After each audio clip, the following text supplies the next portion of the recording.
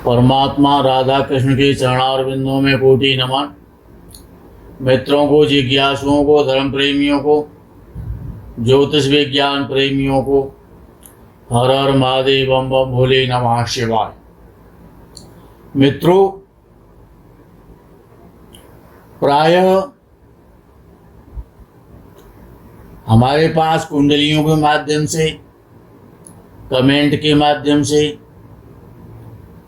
अनेकानेक प्रश्नों में एक प्रश्न बड़ा गंभीर होता है, जिससे कि जातक और जातिका दोनों चिंतित होते हैं, माता पिता भी चिंतित होते हैं कि हमारी संतान का विवाह कब होगा। जातक सोचता है कि हमारा विवाह कब होगा, नहीं होगा, कब होगा। ये प्रश्न बहुत परेशान करता रहता है जब तक विवाह नहीं होता है। इसी विवाह के प्रकरण को लेकर के आज आपके सामने कुंडली के माध्यम से जो विवाह में विलंब करते हैं, विवाह काफी विलंब से होता है, देरी से होता है, वो कौन कौन से योग हैं जिनमें कि विवाह होता ही नहीं है। तो ये विवाह का जो प्रकरण है उसको आप अपनी कुंडलियों के माध्यम से स्वयं देख करके कैसे समझ सकते हैं, उस प्रकरण को आपके लिए लेकर के आए हैं। उस प्रकरण को समझें। प्रत्येक जातक और जातिका को प्रायः पता होता है कि कुंडली का सप्तम भाव, जहां पर ये 7 लिखा हुआ है, सप्तम भाव है। ये भाव विवाह का होता है। इस भाव का स्वामी और ये भाव दोनों विवाह से संबंध रखते हैं। पहला सूत्र है विवाह में देरी करने का। अब जिस प्रकार से कि इस कुंडली में सप्तम भाव का स्वामी शुक्र बनता है, कोई भी लग्न हो सकता है आपका, सप्तम भाव का स्वामी कोई भी हो सकता है। तो विवाह विलंब से, देरी से, बहुत उम्र निकलने के बाद होता है।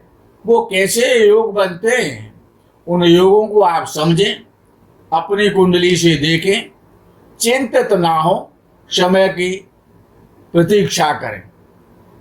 जब सप्तम भाव का स्वामी सप्तमेश, इस भाव का स्वामी जब अपने भाव से 6वें भाव में बैठता है या 8वें भाव में बैठता है या 12वें भाव में बैठता है, इसी भाव से इस भाव का स्वामी जब 6वें भाव में बैठे या इस भाव का स्वामी अपने भाव से 8वें भाव में बैठे या इस भाव का स्वामी अपने भाव से 12वें भाव में बैठता है, तो विवाह काफी विलंब से होता है, देरी से होता है। दूसरा कारण, विवाह में देरी होने का पहला कारण आपको पता हो गया कि सप्तम भाव का स्वामी बकरी हो जाए। सप्तम भाव का स्वामी बकरी हो और अष्टम भाव, ये जो 8 लिखा हुआ है, ये अष्टम भाव है, इनको आप भाव मानेंगे, अन्यथा कुछ ना माने, ये किसी की कुंडली नहीं है।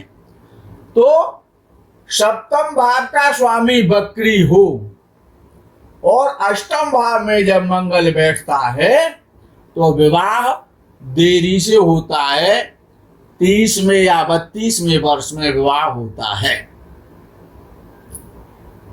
आगे का जो कारण है विवाह में विलंब करने का, कि सप्तम भाव का स्वामी कमजोर हो, शनि मंगल लग्न में हो, शनि और मंगल लग्न में बैठ जाए, सप्तम भाव का स्वामी कमजोर हो जाए, या शनि और मंगल लग्न में और 7वें भाव में बैठ जाए, तो जातक का विवाह बहुत विलंब से होता है। शनि मंगल दूसरे और 7वें भाव में बैठ जाएं, या शनि मंगल 7वें और 11वें भाव में बैठ जाए तो जातक का विवाह बहुत देरी से होता है।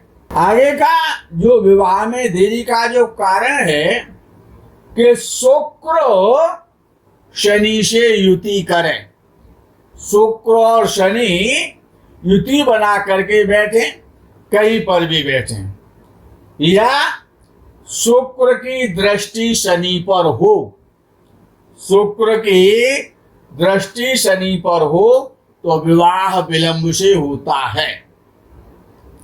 या सप्तम भाव में पापक ग्रह हो, सूर्य है, मंगल है, राहु है, शनि है या केतु है, ये पापक ग्रह ये सप्तम भाव में पापक ग्रह बैठे हो और उन पर शनि की दृष्टि हो तो विवाह काफी आयु निकलने के बाद होता है।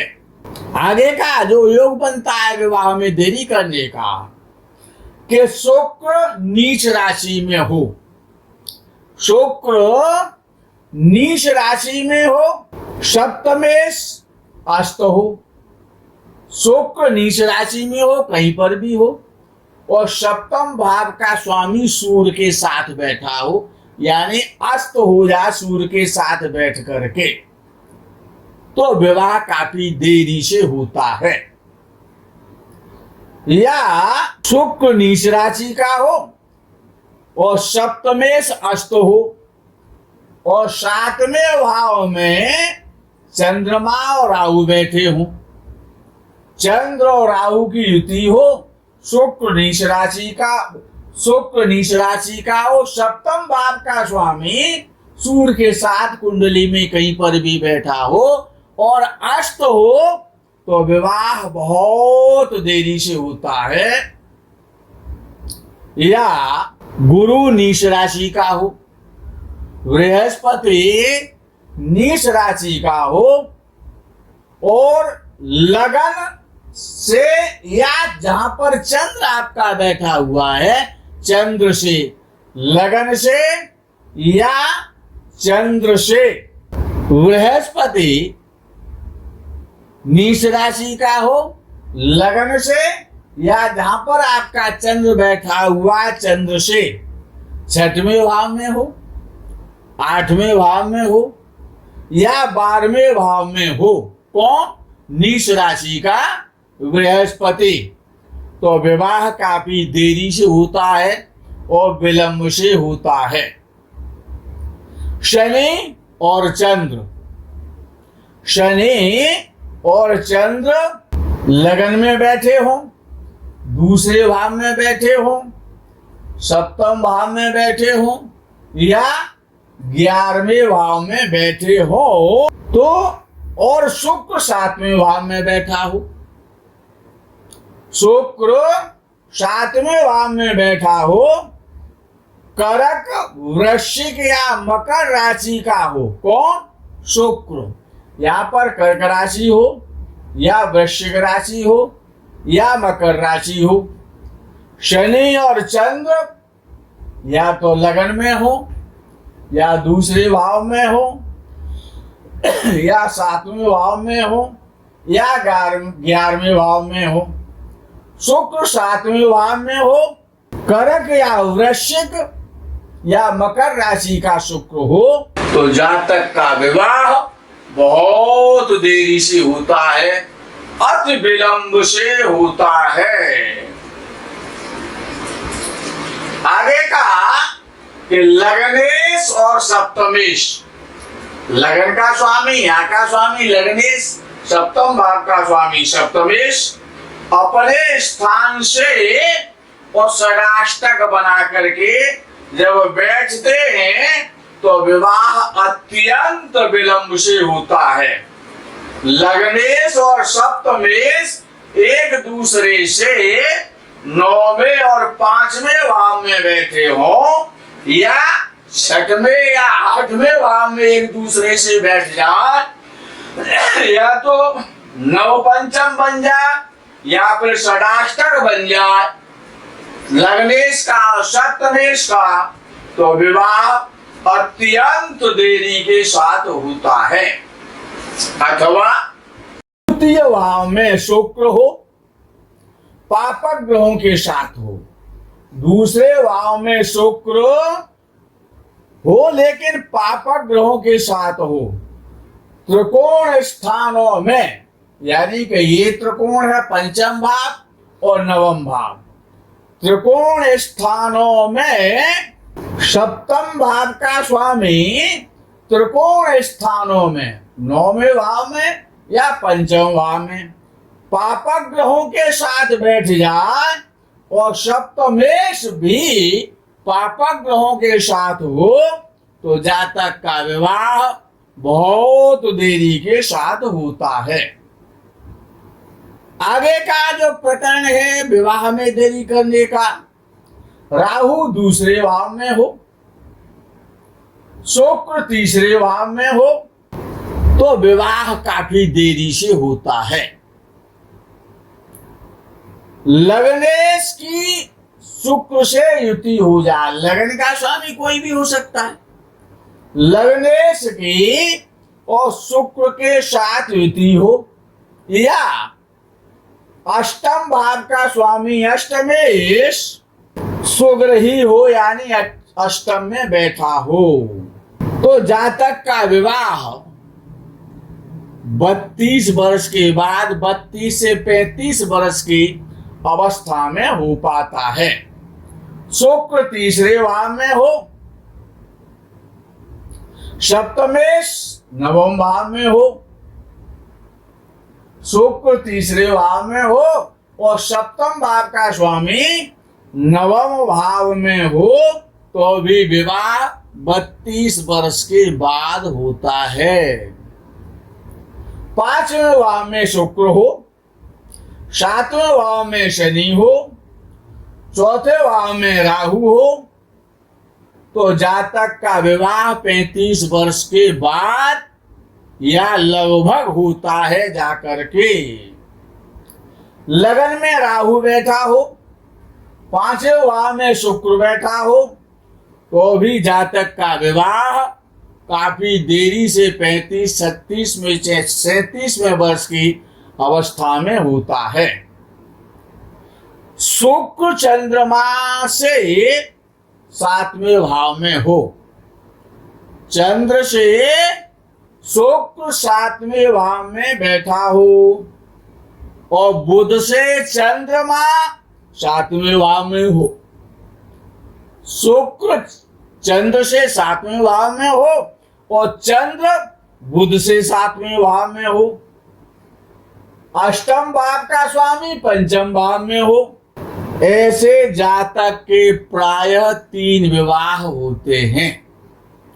पुनः समझ लें, बड़ा कष्टकारी योग है विवाह के विषय में कि शुक्र चंद्र से तीसरे भाव में हो, 7वें भाव में हो, चंद्र से शुक्र 7वें भाव में हो और बुध से चंद्रमा 7वें भाव में हो। अष्टमेश अष्टम भाव का स्वामी पंचम भाव में हो, तो ऐसे जातक के प्रायः 2-3 विवाह होते हैं।